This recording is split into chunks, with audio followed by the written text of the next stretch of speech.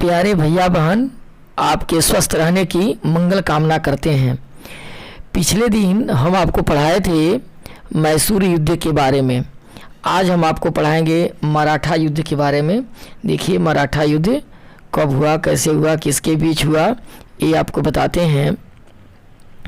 18वीं शताब्दी के मध्य तक मराठे बहुत ही शक्तिशाली हो चुके थे और शिवाजी के नेतृत्व में मुगल साम्राज्य को भी ये चुनौती देने लगे थे।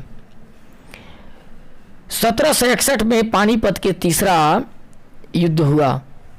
यह युद्ध अफगान शासक अहमद शाह अब्दाली और मराठों के बीच में हुआ, लेकिन इसमें मराठों की हार हो गई, जिसके कारण मराठे की शक्ति का बहुत ही आघात पहुंचा। मराठा शक्ति के 4 केंद्र थे। पहला गुजरात के गायकवाड़ शासकों के अधीन था, जो बड़ौदा से शासन किया करते थे। भोसले नागपुर से शासन करते थे। मालवा का एक भाग होलकर था, जो इंदौर से शासन करते थे। बाकी भाग सिंधिया के अधिकार में थे, जो ग्वालियर से शासन किया करते थे। पेशवा मराठा संघ का अध्यक्ष था। अंग्रेजों ने पेशवा के पद के लिए रघुनाथ राव को समर्थन दिया, जबकि मराठों ने नाना फडणवीस के नेतृत्व में माधवराव द्वितीय को समर्थन दिया।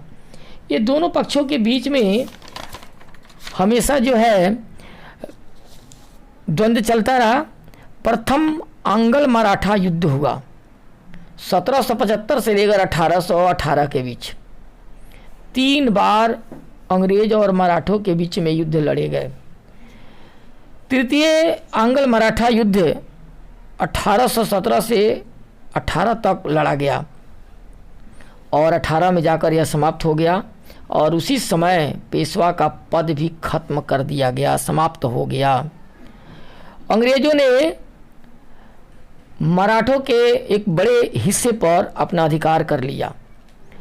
इसके बाद हम आपको बताएंगे 1805 से 1856 के बीच भारत में ब्रिटिश शासन के विकास और विस्तार का दूसरा चरण प्रथम चरण से किस प्रकार भिन्न था, इसके बारे में।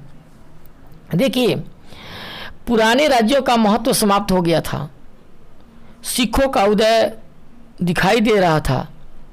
1848 ईस्वी में अंग्रेजों ने सिखों को परास्त कर दिया। 1849 में पंजाब को अंग्रेजी साम्राज्य में मिला लिया गया। इसके बाद अंग्रेजों की निगाह भारत के बाहरी क्षेत्रों पर गया, जैसे अफगानिस्तान, नेपाल, बर्मा देश आदि के देशों पर। अंग्रेजों ने अधिक क्षेत्रों पर अधिकार करने का तरह तरह का बहाना खोजना शुरू किया और इसी बहाना में लॉर्ड डलहौजी ने व्यापगत अथवा हड़प का सिद्धांत अपनाया। यह व्यापगत और हड़प का सिद्धांत क्या था, इसमें आपको हम बता दें, वैसे राजा जिनका कोई संतान नहीं था, उस राजा के मरने के बाद वह राज्य स्वतः अंग्रेजों को हो जाएगा, ऐसी नीति बनाई गई जिसको हड़प के सिद्धांत नाम दिया गया। यहाँ तस्वीर भी दिया हुआ है। इस तस्वीर में आप देखिए 1805 का भारत का यह मैप है, जिसमें जो यह काला क्षेत्र जो दिख रहा है, बहुत डार्क काला, यही अंग्रेजों का शासित क्षेत्र है। इन सभी क्षेत्रों पर अंग्रेजों का शासन था। जहाँ जहाँ ये काला नहीं है, हल्का है, वहाँ अंग्रेजों का शासन नहीं था। इसके बाद आपको अब बताएंगे सिख युद्ध।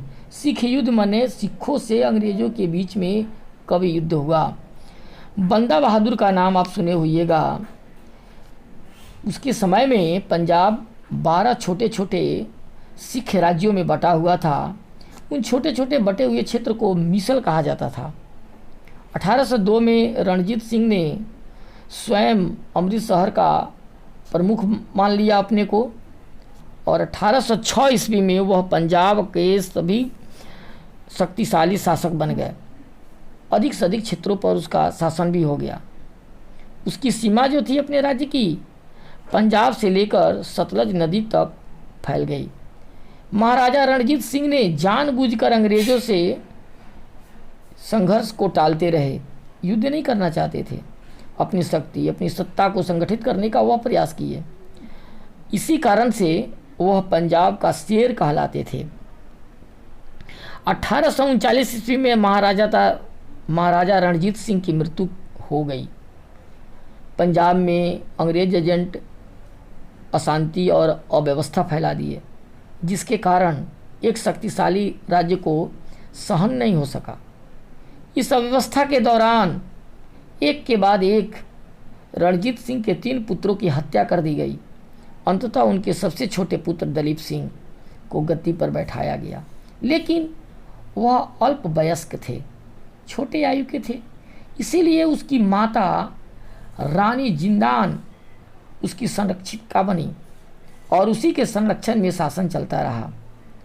लेकिन पंजाब के भ्रष्ट सेनापतियों ने राजकुमार के विरोध में तरह तरह के षड्यंत्र रचना शुरू कर दिए, जिससे उसकी राजनीतिक अस्थिरता उत्पन्न हो गई। अंग्रेजों को पंजाब पर विजय प्राप्त करने का अवसर मिल गया। 1845 से लेकर 1849 के बीच में 2 आंग्ल युद्ध हुए। सिखों को पूरी तरह से परास्त करके गवर्नर जनरल लॉर्ड डलहौजी यह घोषणा कर दिया कि पंजाब को ब्रिटिश भारतीय साम्राज्य में मिला लिया जाए। तो राजा दलीप सिंह को पेंशन देकर लंदन भेज दिया। और इसी बीच में अंग्रेज़ों को रानी विक्टोरिया के लिए भेंट स्वरूप कोहिनूर हीरा भी प्राप्त हो गया और वह कोहिनूर भारत का इंग्लैंड चला गया।